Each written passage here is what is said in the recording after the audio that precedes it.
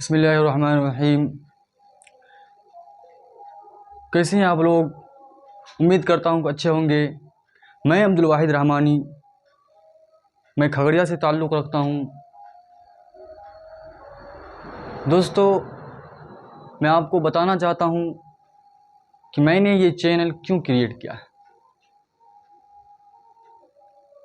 इस चैनल का मकसद क्या है, इस चैनल का विज़न क्या है। आप लोग ये बोर्ड देखकर अंदाज़ा लगा लिए होंगे कि इस चैनल पर क्या होगा। जी हाँ दोस्तों, मैं आपको उर्दू पढ़ाने वाला हूँ। जब मैं अपने ट्यूशन में पढ़ता था तो मुझे मेरे बहुत सारे साथी कहा करते थे कि अब्दुल वाहिद भाई, मैं उर्दू में वीक हूँ, कमज़ोर हूँ, मुझे आप उर्दू पढ़ा दीजिए। तो मैं उसे इग्नोर कर दिया करता था, क्योंकि मेरे पास टाइम नहीं मिलता था। मुझे भी बहुत सारे सब्जेक्ट को पढ़ना होता था, मुझे भी ट्यूशन उनके साथ ही जाना होता था, तो मैं उसको टाइम नहीं दे पाता था, जिस वजह से मेरे उन साथियों को थोड़ी सी तो तकलीफ़ हुई होगी। लेकिन मैं अब दोबारा से फिर इसी गलती को दोहराना नहीं चाहता हूँ। मैं अपने उन साथियों को फिर से पढ़ाना चाहता हूँ, फिर से और उससे बेहतरीन अंदाज में पढ़ाना चाहता हूँ। मैंने आप लोगों के सामने एक चैनल क्रिएट किया है। अब इस चैनल पर मैं अपने साथी के अलावा बिहार में जितने भी बच्चे उर्दू सब्जेक्ट लेंगे, जिसको भी मेरे चैनल से वीडियोस पसंद आएंगी, मेरा समझाना उसे पसंद आएगा, मेरी बातों को समझ पाएंगे, मैं उन लोगों को गाइडेंस देता रहूँगा। दोस्तों, मैं आपको बताना चाहता हूँ कि उर्दू ज़ुबान क्या है, उर्दू लैंग्वेज कैसी ज़ुबान है, उर्दू में लोगों को तकलीफ़ क्यों होती है, उर्दू बच्चों को भारी भरकम क्यों लगता है। असल में उर्दू बच्चों को भारी भरकम इसलिए लगता है क्योंकि उसे सही टीचर्स नहीं मिलते, सही गाइडलाइंस देने वाले नहीं मिलते, उन्हें अच्छे पढ़ाने वालों की दरकार होती है। और कहीं अच्छे टीचर होते हैं तो वैसे बच्चे नहीं होते जो टीचर्स की बात मानते हैं। बच्चों की भी गलती होती है, उस्ताद बोलते हैं, टीचर्स बोलते हैं, वो अपनी बातों को मनवाना चाहते हैं टीचर, तो बच्चे बात नहीं मानते, तो कुछ जगह बच्चों की भी गलती होती है। मेरे बहुत सारे साथी बात करते थे कि उर्दू कठिन लैंग्वेज है, इसमें हमें समझ नहीं आता है, मेरा पाला इससे नहीं पड़ेगा।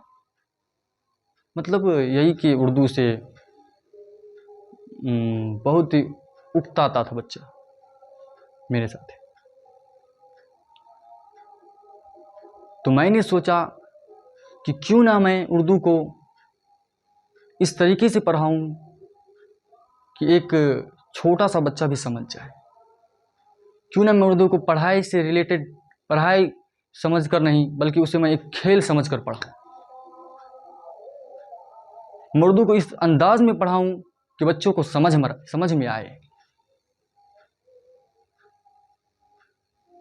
दोस्तों, मैं ख़ास तौर से मैट्रिक और इंटर के बच्चों को तवज्जो दूंगा उर्दू पढ़ाने में, क्योंकि वो बोर्ड के बच्चे होते हैं, बोर्ड एग्ज़ाम देते हैं। अगर वो बच्चे मेरे वीडियोस को देखेंगे, इंशाअल्लाह मैं उम्मीद करता हूँ उसे अच्छे से अच्छे गाइडलाइंस मिलेंगे। अब बात आती है मेहनत करने की, कि बहुत सारे बच्चे बोलते हैं कि मेहनत करनी पड़ती है, नहीं करेंगे। मैं आपको बता दूं कि दुनिया में ऐसा कोई भी काम नहीं है जिसमें मेहनत नहीं करना पड़ता है। दुनिया के हर एक काम को करने में मेहनत करना पड़ता है, मुशक्क़तों को झेलना पड़ता है, परेशानियां आती हैं, तकलीफ़ें आती हैं। मैं आप लोगों को समझा दूं कि दुनिया में एक छोटा सा काम है जो हर एक इंसान करता है, उसमें कितनी मुशक्कत होती है। जब इंसान खाना खाता है तो वो खाना के पास जाता है, खाना उनके पास नहीं आता है। अब इसमें बहुत सारे बच्चे इनकार करेंगे कि भाई मेरी अम्मी मुझे खाना निकाल कर देती है, या मेरी बहन खाना निकाल कर देती है, या मेरी भाभी खाना निकाल कर देती है, या मेरे घर में दादी नानी जो भी रिश्तेदार होते हैं वो खाना निकाल कर देते हैं, तो मैं खाना के पास कहाँ गया। तो ये समझने की बात है कि जब आप अपने सामने प्लेट रखते हैं तो आप अपने मुंह के अंदर अपने हाथों से खाना डालते हैं। आप लुकमा जो बनाते हैं, आप अपने मुंह के अंदर अपने हाथों से अपने मुंह के अंदर अपने लुकमा को लेते हैं। आप सिर्फ लुकमा ही नहीं लेते हैं, आपको चबाना भी पड़ता है, और चबाने पर आप बस नहीं करते बल्कि आप उसे निगलते भी हैं। बताइए इंसान को सिर्फ एक खाना खाने के लिए कितना मेहनत करना पड़ता है। तो मैं आपको बता दूं कि उर्दू एक लैंग्वेज है, एक ज़ुबान है, इसमें थोड़ी सी तो मेहनत करनी ही पड़ेगी, आपको थोड़ी सी तवज्जो देनी पड़ेगी, आपको ये समझना पड़ेगा कि इसमें भी थोड़ी सी मेहनत होती है।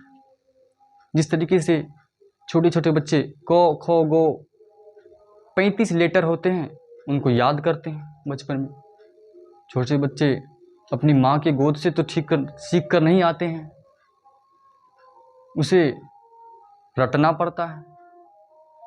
इसे समझने के लिए कोई ट्रिक तो इस दुनिया में है नहीं।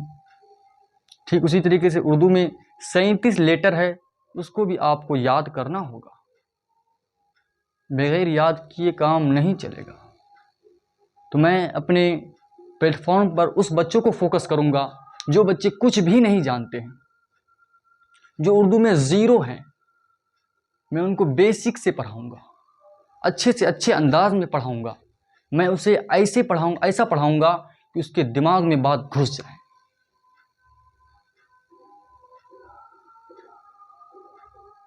दोस्तों,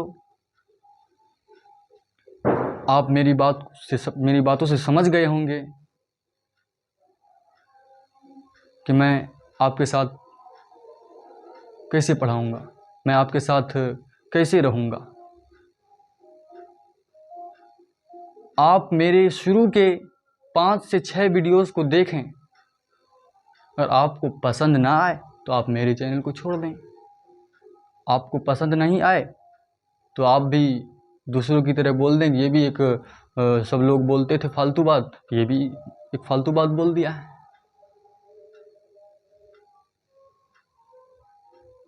दोस्तों, मैं उम्मीद करता हूँ कि आप मेरी बातों से मुतमईन होंगे, मेरी बातों को समझ गए होंगे, मेरी बातों से सहमत होंगे।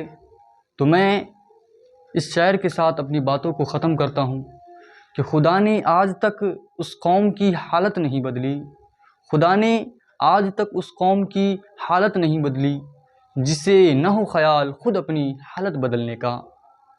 अल्लाह ताला हमको और आपको अपने हिफ्ज़ व अमान में रखे। आमीन।